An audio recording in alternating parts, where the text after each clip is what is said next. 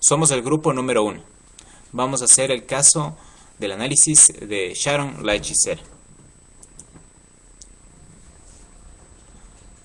Edith Berbeo, más conocida como Sharon la hechicera, padeció una muerte que conmocionó al Ecuador en 2015.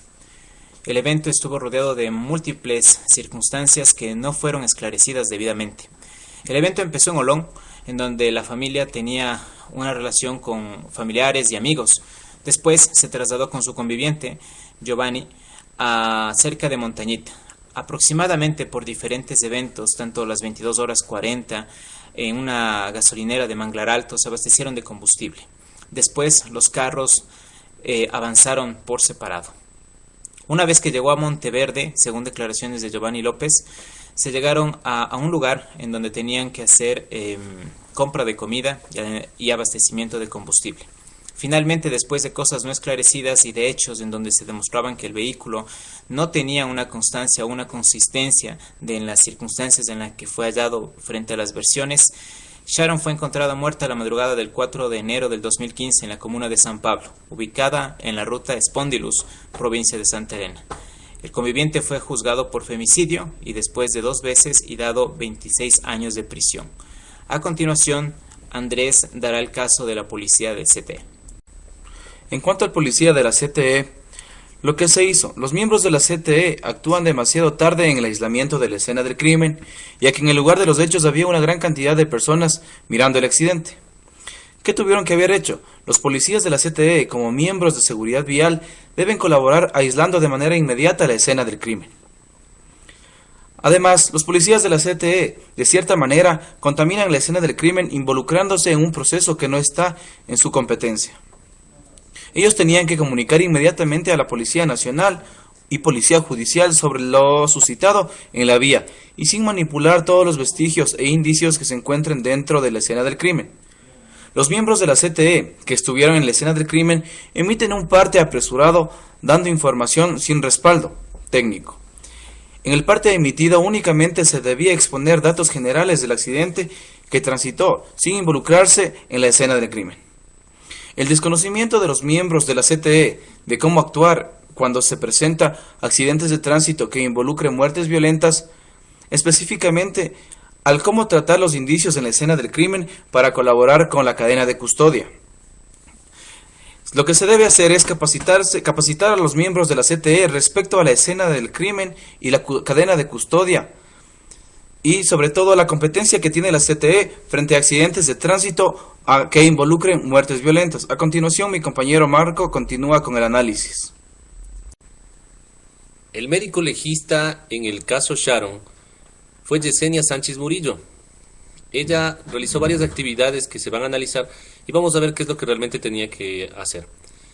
En primera instancia, ella elaboró un primer informe de autopsia en el que ella detallaba la causa de la muerte como consecuencia de politraumatismos y de maltrato físico. El cuerpo evidenciaba un golpe en la cara, otro golpe en la mano, que eran de 3 días antes de la fecha de su muerte. Sin embargo, el cuerpo indicaba que tenía varios golpes que eran de hace más de una semana del día de la fecha de su muerte. Un segundo informe que ella emite, un segundo informe de autopsia en el que detalla que la causa de la muerte fue por un trauma cráneoencefálico. Realmente lo que el médico legista debía haber realizado es dar cumplimiento al protocolo de autopsia antes de emitir una información veraz. La causa de la muerte tiene que haberse confirmado posterior a la reconstrucción de los hechos, una actividad que lo realiza el equipo de criminalística de la policía. Adicional a esto, el médico legista extrajo 2 muestras de sangre. La primera muestra de sangre la entregó a la cadena de custodia de la Comisión de Tránsito del Ecuador y la segunda muestra de sangre la entregó a la Fiscalía. Realmente ella debió entregar esta prueba de sangre a la Fiscalía, ya que la Comisión de Tránsito no es una entidad competente para intervenir en procesos de investigación y resolución de casos. Realmente ella no mantuvo la información de forma reservada y realmente debía entregar los resultados a la Fiscalía. A continuación, Julio continuará con el análisis.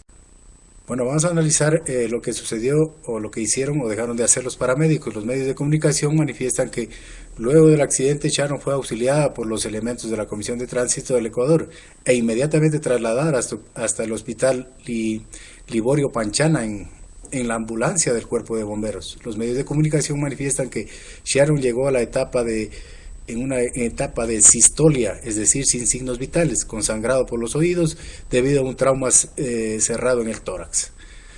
Lo que debían de hacer es confirmar si Sharon estaba con vida antes de realizar el traslado al hospital más cercano. Si la artista estaba con vida, brindarle los primeros auxilios con los protocolos adecuados por parte de los paramédicos. Si para poderla atender tenían que despojarle sus prendas, estas tenían que ser tratadas con todo el cuidado en vista que son pruebas que podrían ayudar a esclarecer el hecho.